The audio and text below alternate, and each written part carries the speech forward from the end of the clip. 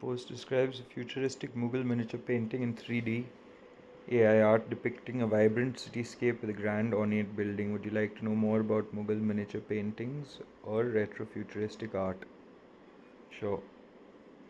Mughal miniature paintings originated in India during the Mughal Empire. They are characterized by intricate designs, vibrant colors, and detailed illustrations of royal courts, gardens, and mythological scenes. These paintings were often used to adorn the walls of palaces and illustrated manuscripts. Retrofuturism, on the other hand, is a contemporary art and design movement that imagines what the future might look like from a historical perspective, often incorporating elements of science fiction, nostalgia, and futurism. The combination of Mughal miniature painting styles with retrofuturistic themes, as described in the post, would result in a unique and captivating artwork that blends traditional Indian art with futuristic and sci-fi elements. Would you like to explore more about the intersection of traditional art and futuristic themes? Does Afrofuturism fit into this in any way? Afrofuturism is indeed related to retrofuturism, as both movements reimagine the past, present, and future through a science fiction lens. However, Afrofuturism specifically focuses on African diasporic culture, history, and experiences, often incorporating elements of mythology, spirituality, and social justice. While the post you shared describes a retrofuturistic Mughal miniature painting, Afrofuturism is more concerned with reimagining African futures and challenging dominant Western narratives. There's some overlap between the two movements, but Afrofuturism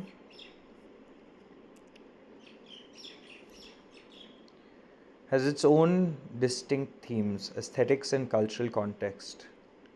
Would you like to explore more about Afrofuturism or its connections to retrofuturism?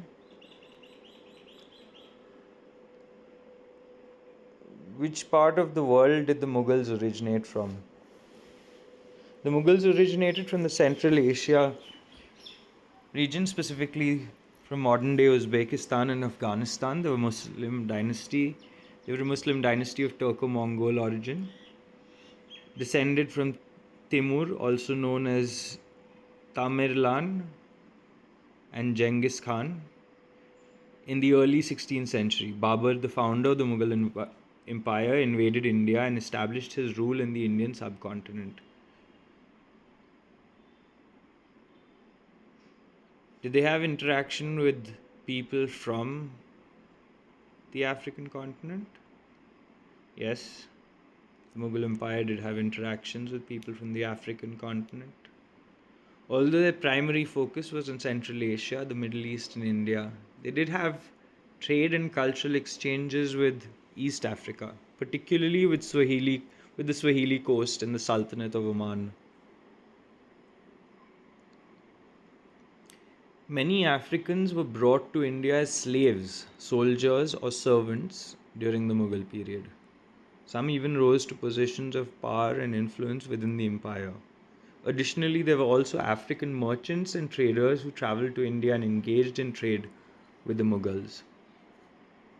However, it's worth noting that the Mughal Empire's interactions with Africa were relatively limited compared to their interactions with other regions.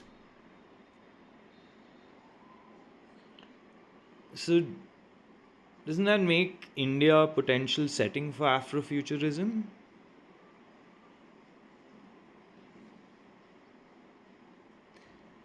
That's an interesting perspective. While Afrofuturism is often associated with African diasporic experiences in the West, particularly in the Americas, India's historical connections with Africa and the presence of African diasporic communities in India do make it a potential setting for Afrofuturist exploration. In fact, there are already some Indian authors and creators who are experimenting with Afrofuturist themes and elements in their work, often blending them with Indian mythology, history, and culture. However, it's also important to acknowledge that the African diasporic experience in India is distinct from that in the West, and Afrofuturism in an Indian context would need to be sensitive to these differences and nuances. Overall, exploring Afrofuturism in an Indian setting could lead to some fascinating and innovative storytelling. And I'd love to see more creators experimenting with this intersection of cultures and ideas. Do you have any relevant information regarding the experiences of the African diaspora in India?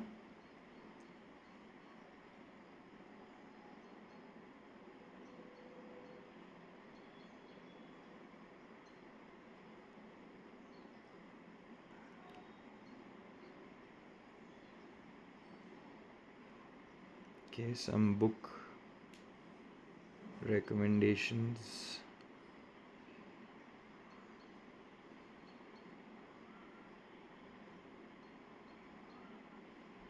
Binti by Nedi Okorafor, a captivating novella that combines African culture, mathematics, and space travel. Available in audio, narrated by Robin Miles. The Deep by Rivers Solomon, a haunting and lyrical novel inspired by the myth of the mermaid set in a futuristic underwater world. Available on Audible, narrated by David Deegs. Nice. Who Fears Death by Nedi Okorafor, a post-apocalyptic novel set in Sudan exploring themes of identity, culture, and power. Available on Audible, narrated by Anne Flosnick. Interesting.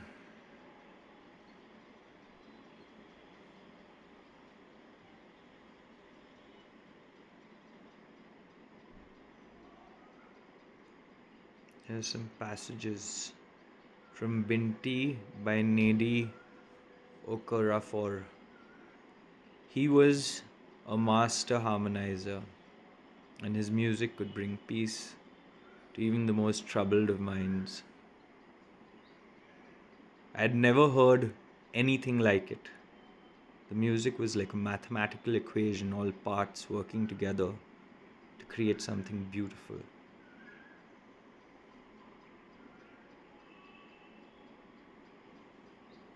This passage highlights Binti's connection to her Himba culture and her love of mathematics, showing the blending of cultures and identities.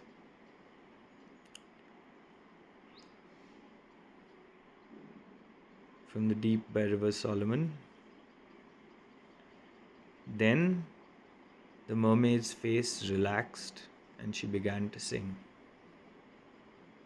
Her voice was a low hum, a vibration that seemed to resonate deep within my chest. This passage illustrates the haunting beauty of the mermaid's song, which serves as a metaphor for the legacy of slavery and the power of resilience. From Who Fears Death by Nedi Okorafor. The desert was a harsh mistress. She took and took and took.